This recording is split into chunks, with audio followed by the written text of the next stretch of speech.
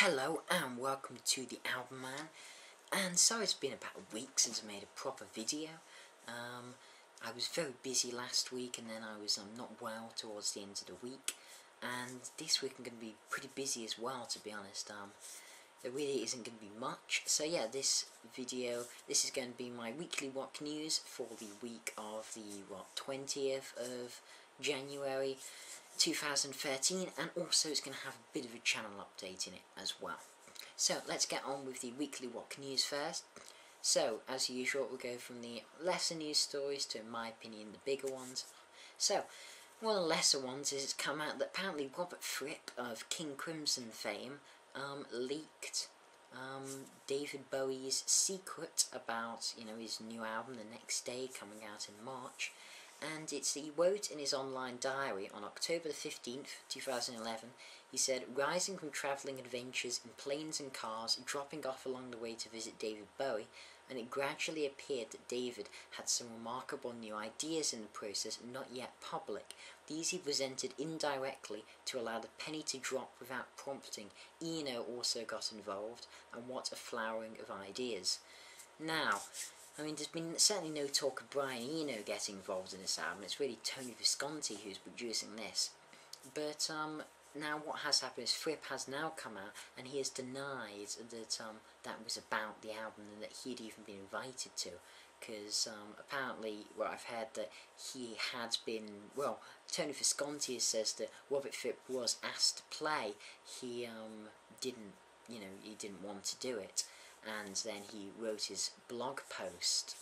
But Fripp has said that he was never asked by Bowie, and he wouldn't reveal a secret like that, and basically he was just writing his online entry about his dreams, which apparently he often does, and apparently he was just dreaming of Bowie and some new ideas that were not yet public.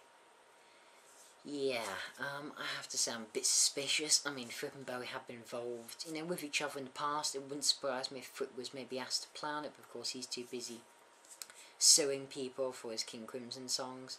So, I'm not sure Fripp's telling the truth there. Okay, on to the next story. And now it's a bit of an old story, but I've heard some new things about it. But I've only actually heard about it like this week. And this is the Swedish man Roger Tolgren, or Tolgren, not sure how to say it.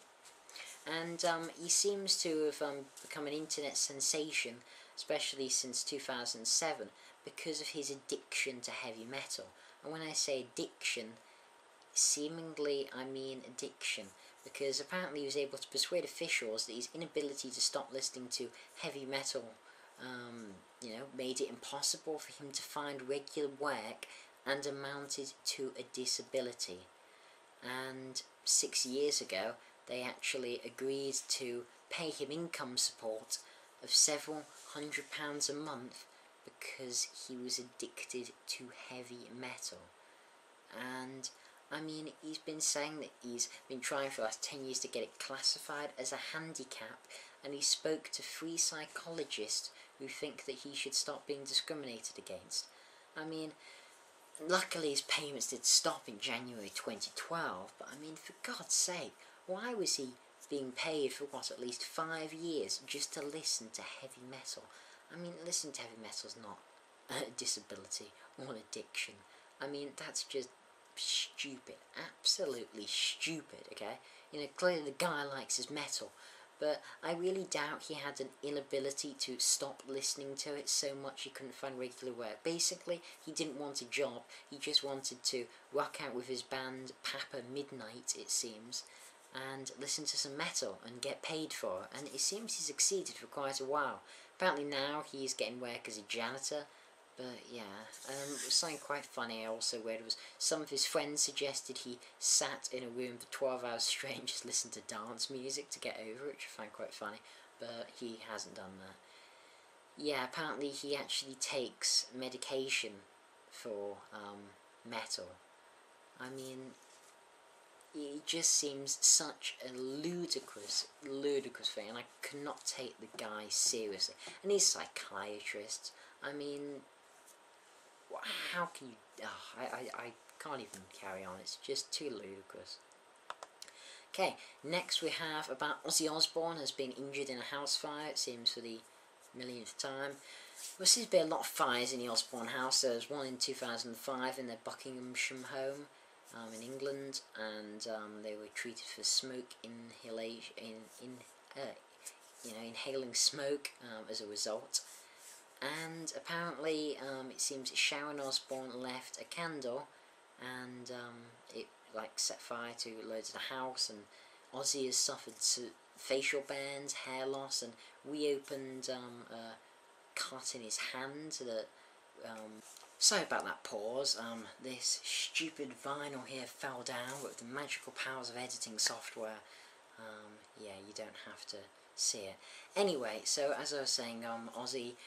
Yeah, he cut open his hand, and this seemed to be another candle-related incident. It was after an unattended candle exploded in its glass holder. What the hell is it with the Osbournes and candles? I mean, how can you hurt your hand with candles twice in such a short period of time? I mean, who knows? Yeah, so as you can see, there really wasn't much news in rock and metal this week, to be honest. Yeah.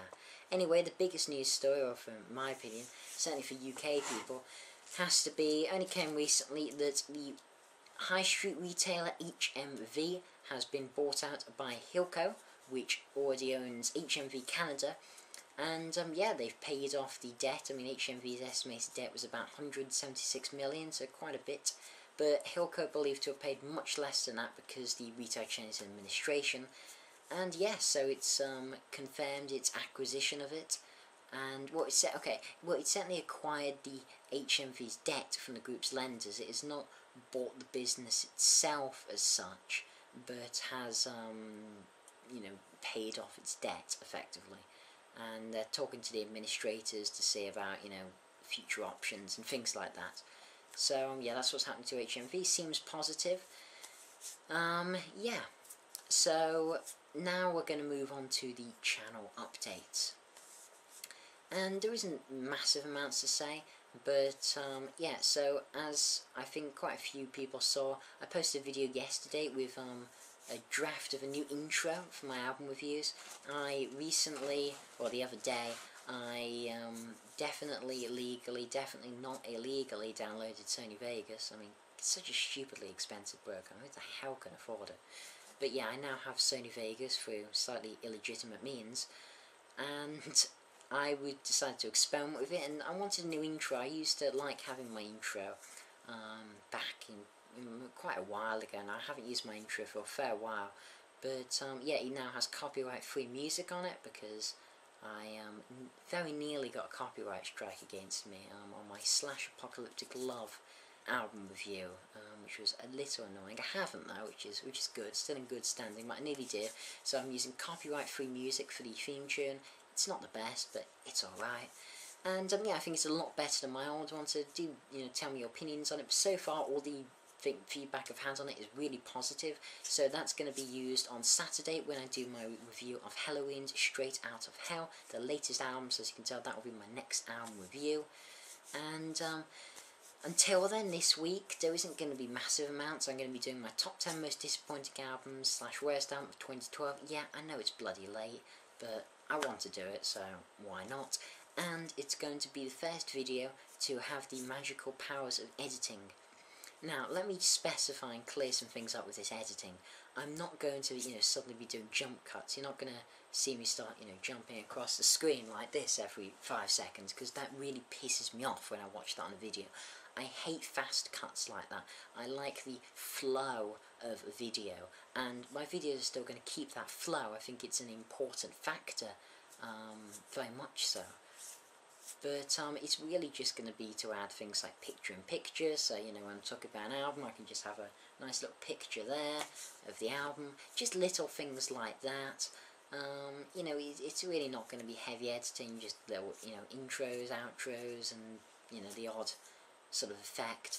It's not going to be heavy editing, don't worry, I really hate fast cuts a lot. So yeah, I'm just going to be Feeding the Trolls this week. I'm determined to do that episode 4 of Feeding the Trolls. I've had some requests to do another one of those. I haven't done one since, October? So yes, I'm going to be diving back into some troll comments, and I've got plenty. I mean, plenty for a ton of episodes of that program. Really have. I've really got to cover my Matt Bellamy's infuriating comments video soon. Wow, that's trolls galore, that video. I think it's going to beat Revolver Golden Gods Award 2012. Oh, and one thing. I'm very strongly considering, when the nominees for the Revolver Golden Gods Awards 2013 come out, I'm very strongly considering doing a video about that. My older subscribers may remember me heavily talking about this video, the hatred I've got. My first Feeding the Trolls is about it. I got many death threats for it, and really bad feedback to it, but I'm thinking of doing it again, just for the sheer heck of it. Piss some more people off, I don't know. I'm going to try and be a bit more research going into it, but I think it could be a bit of fun. Yeah, I do. So yeah, I think before I ramble on too much, that's pretty much all I had to say. Yeah, so this has been the Albman. Thanks for watching. Comment, rate, subscribe, and as usual, long live rock and roll.